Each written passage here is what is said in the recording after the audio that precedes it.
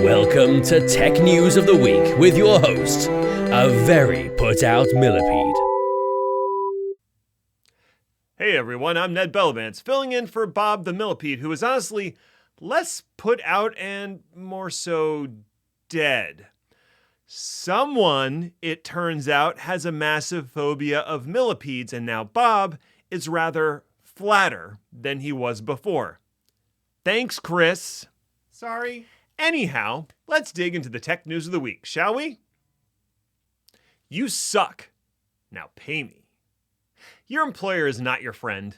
They're not your family. You and your employer have a mutually beneficial arrangement. Now, if your employer chooses to end that arrangement, that should be the end of it.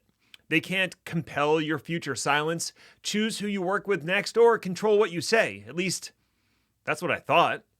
In 2020, the Republican majority-run NLRB ruled that severance agreements could include non-disparagement clauses, essentially saying that you can't talk smack and still get paid. In an astonishing and refreshing reversal, the current Democrat-led NLRB has ruled, effective immediately, that such clauses are in violation of federal law. So if you are recently laid off, you are free to disparage your former employer, at least insofar as your severance is concerned. What it does to your career is still your problem. Copyright Office backtracks on allowing AI-generated art to be protected. The graphic novel Zarya of the Dawn was released in late 2022, with artwork generated entirely by the popular AI tool Midjourney. The work was copyrighted by its author and hailed as a victory for the entire AI-generated imagery world. The Copyright Office disagreed, saying that the story and the layout are copyrightable, but the AI-generated art is not. Somehow, the author and Midjourney are both hailing this decision as a victory, even though it does nothing to help their cause. The story credit and the copyright goes to the writer, one Chris Kashtanova. The art and image credits and copyrights go to nobody. I asked Midjourney to draw me a picture of its feelings about this case. The result was, it was not comforting. That is some serious double side-eye from Midjourney.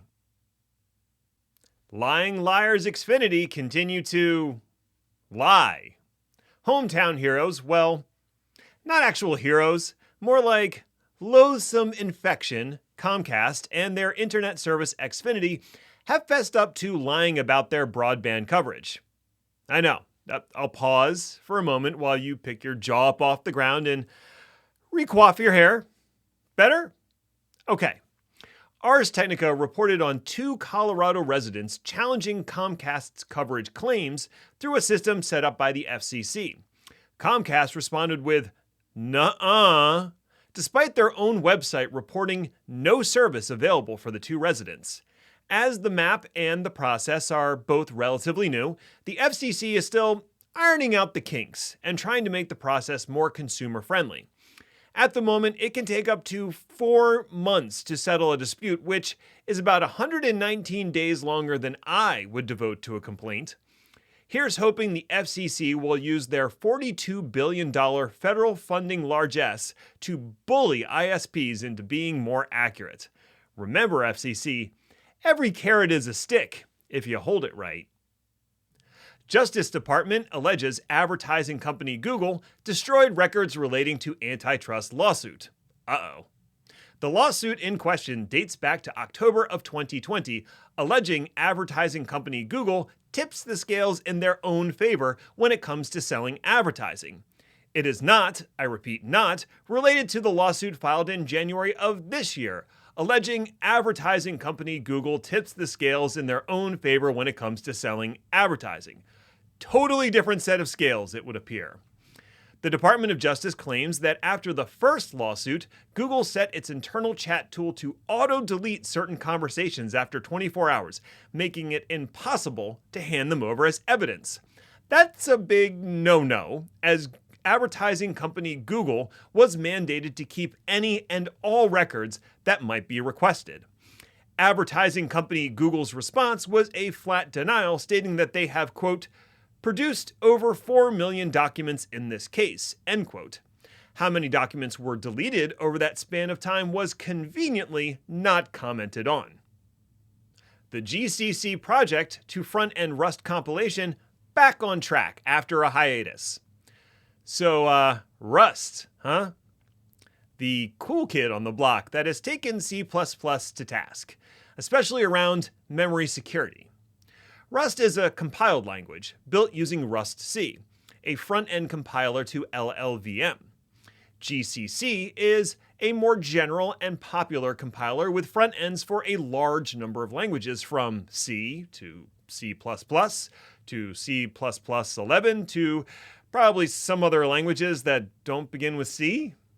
Now, cut me a break. I'm not a programmer.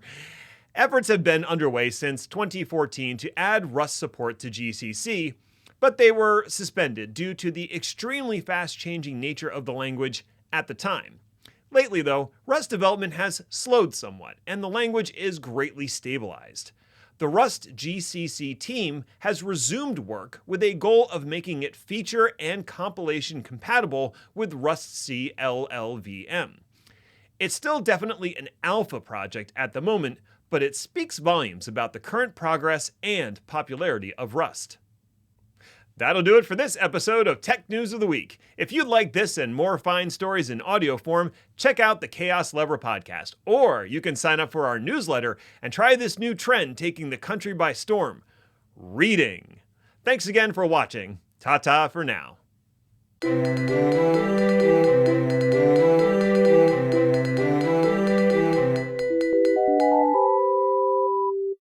It's the jacket, you see. It's the jacket that makes me trustworthy. Like, you see the jacket and you're like, there's a man I can trust about tech news. And also millipedes.